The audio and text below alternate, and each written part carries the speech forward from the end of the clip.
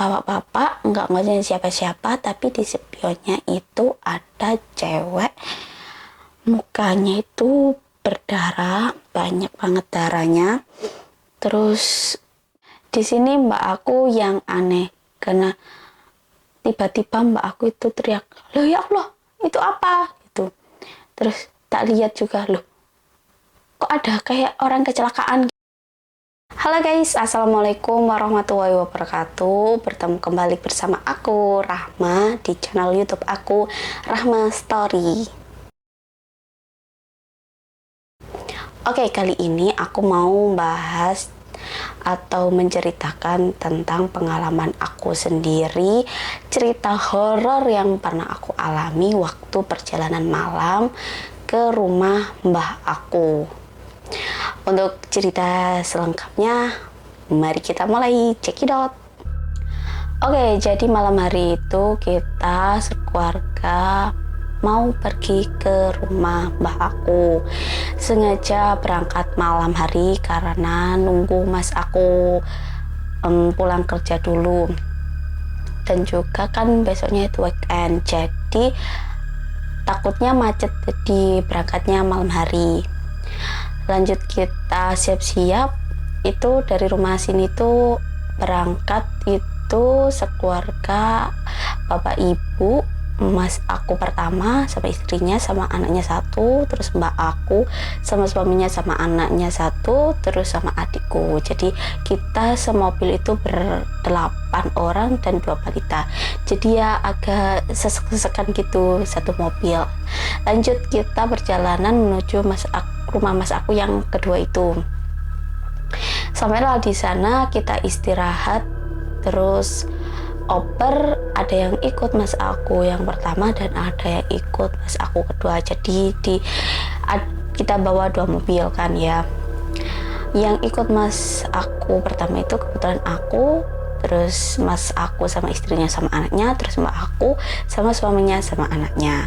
Terus yang ikut mobil kedua itu mas aku kedua itu istrinya, terus bapak ibu dan adik aku. Lanjut kita melanjutkan perjalanan.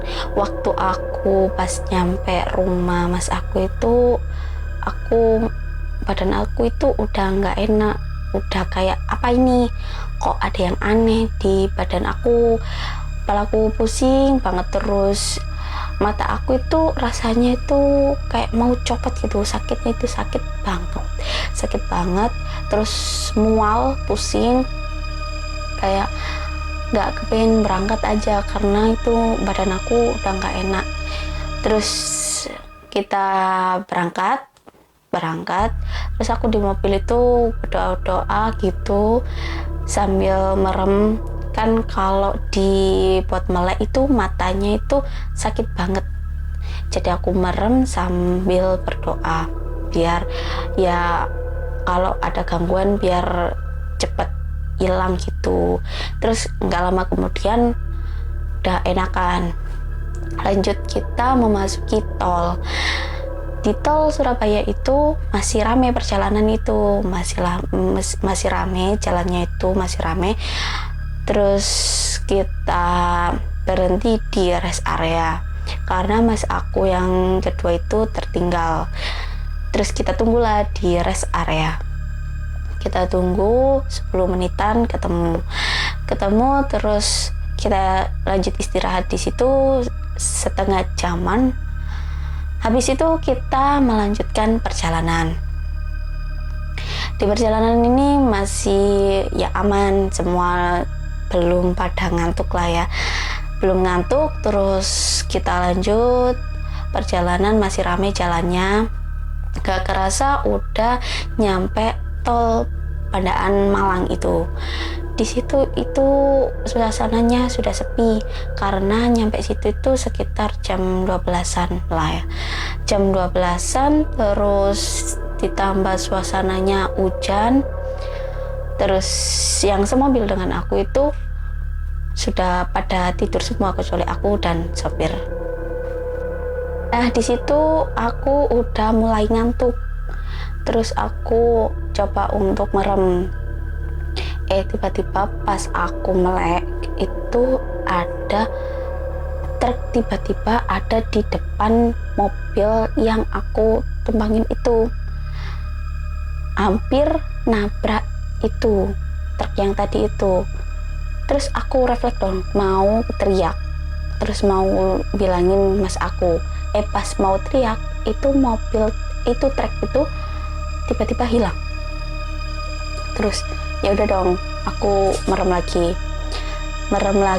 Terus pas buka mata, itu truk itu ada lagi, truk itu truk besar, tiba-tiba ada di depan dan hampir nabrak itu truk. Terus aku lihat lagi, tak perhatiin, tiba-tiba hilang. Terus aku gini, apa aku ini ngipi? Kita keluar dari tol Malang, terus kok mas aku yang satunya itu nggak kelihatan.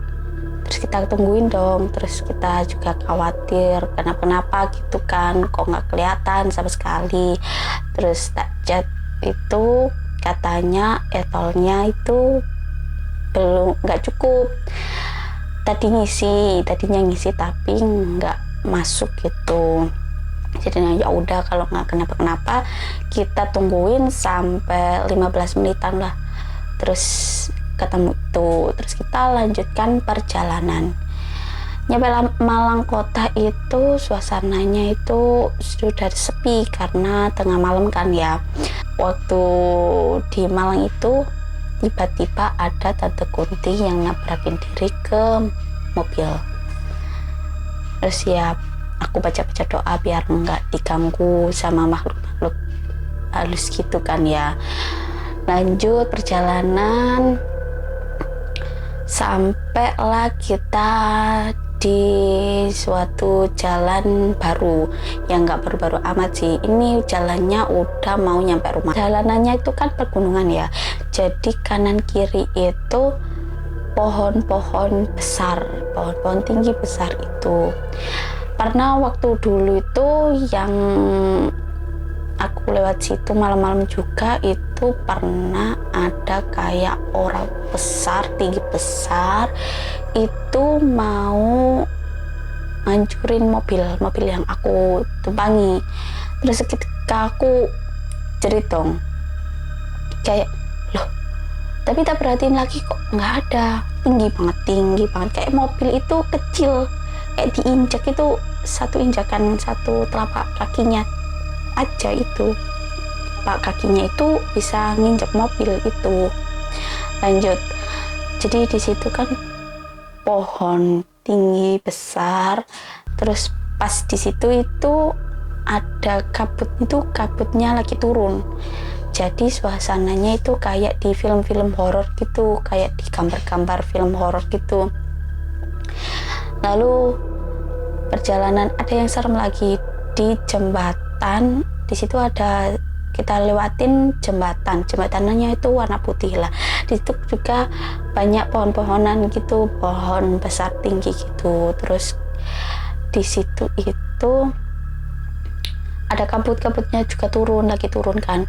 Terus di situ itu ada Tante Kunti, tapi di sini itu Tante Kuntinya itu serem banget karena kayak Tante Kuntinya itu jahat gitu loh.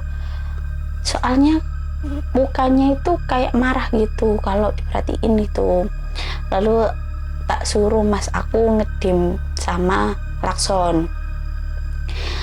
Di situ itu juga ada yang nongkrong di situ, bukan cuma kan Tante Kunti aja, tapi ada makhluk halus lainnya di situ.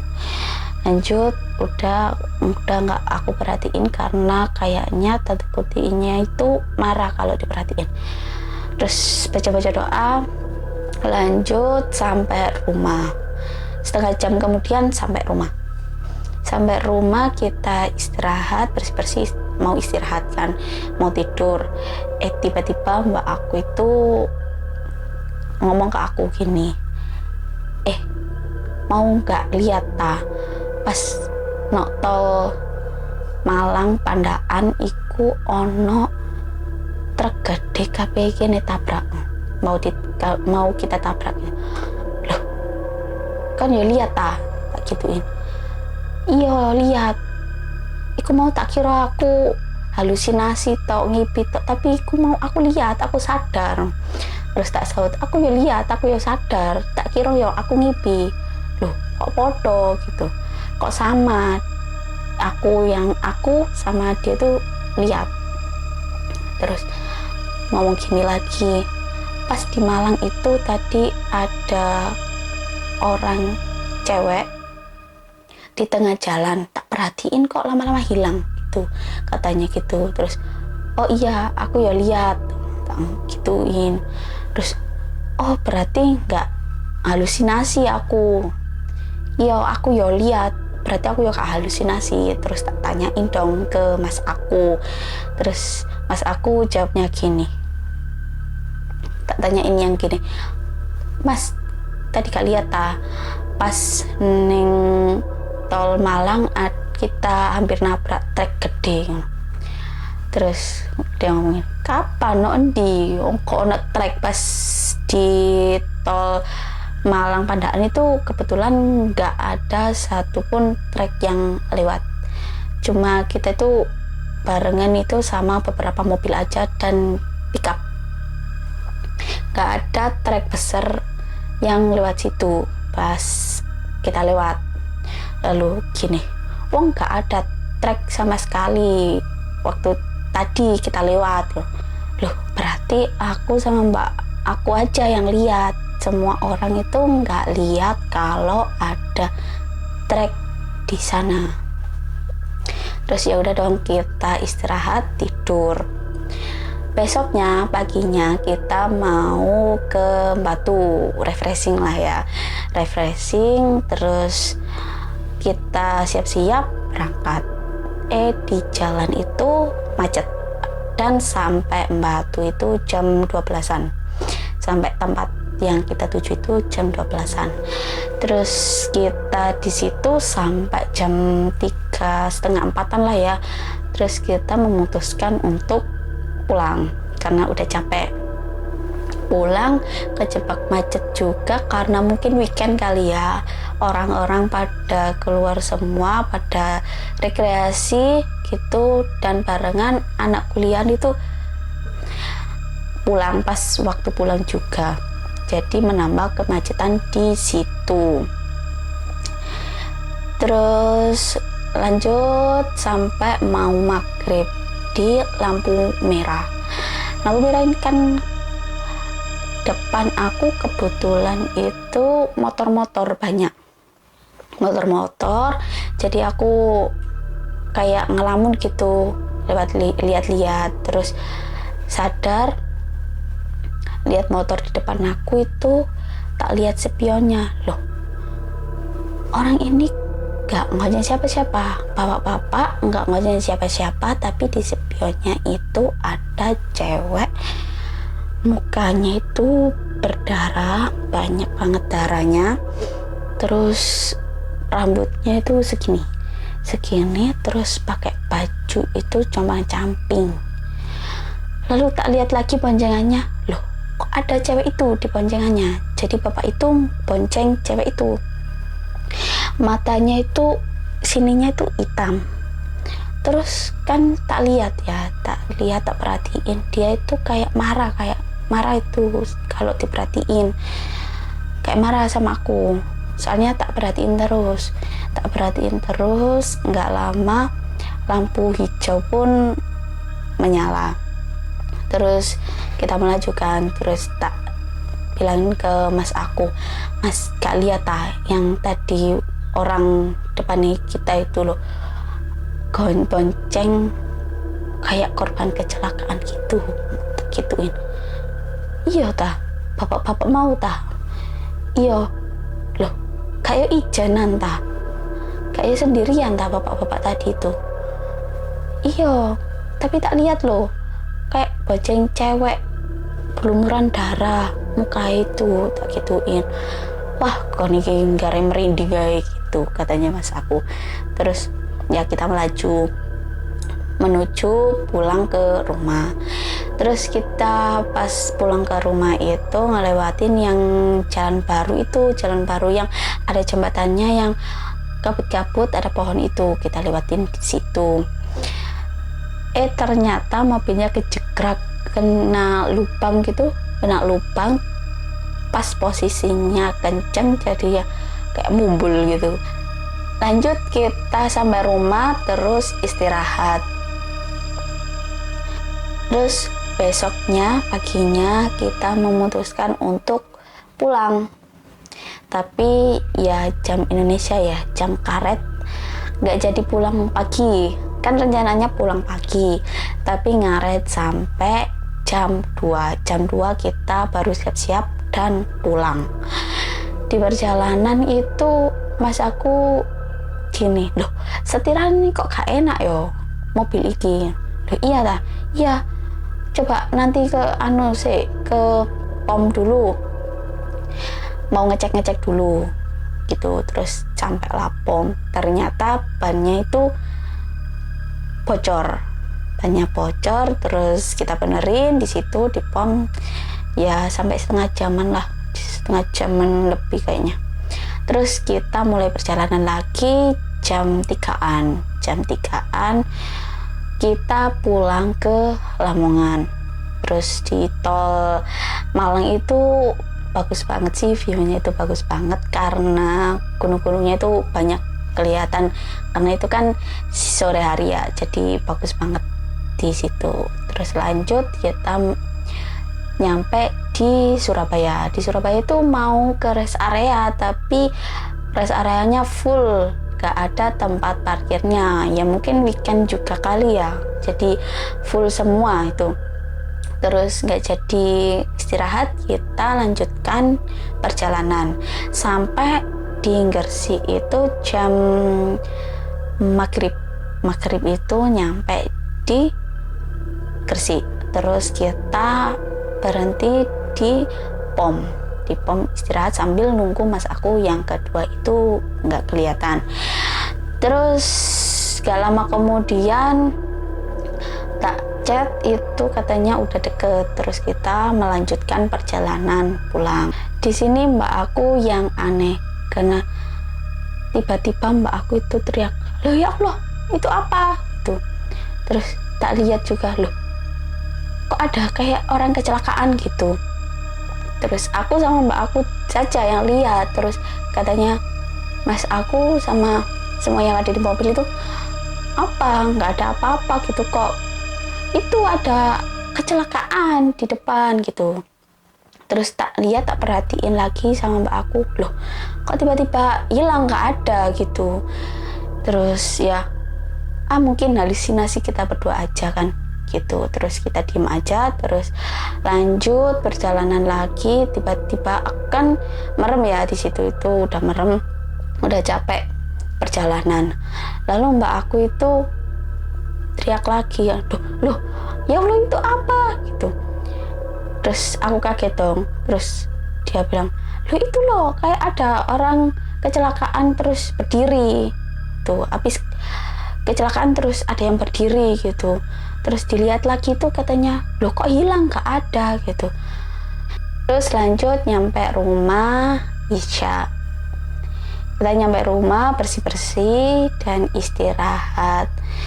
Terus ya cerita-cerita mbak aku tadi yang ngeliat kayak ada orang kecelakaan itu tadi. Terus ya aku jawab gini, ya mungkin kita halusinasi, semuanya kan nggak lihat, cuma aku sama mbak aku aja yang lihat. Jadi aku kalau lihat hantu itu habis maghrib itu banyak hantu yang seliweran. Kalau pagi siang itu kadang-kadang aja kelihatan gitu kan ya. Kalau malam hari itu yang banyak. Terus mbak aku semenjak hamil itu semakin peka dia, semakin kayak lihat apa aja itu tahu, kayak seliweran hantu-hantu itu tahu tuh sampai sekarang. Oke guys, jadi itu aja cerita horor untuk hari ini. Untuk cerita-cerita yang lainnya tunggu di next video aku ya. Bye bye.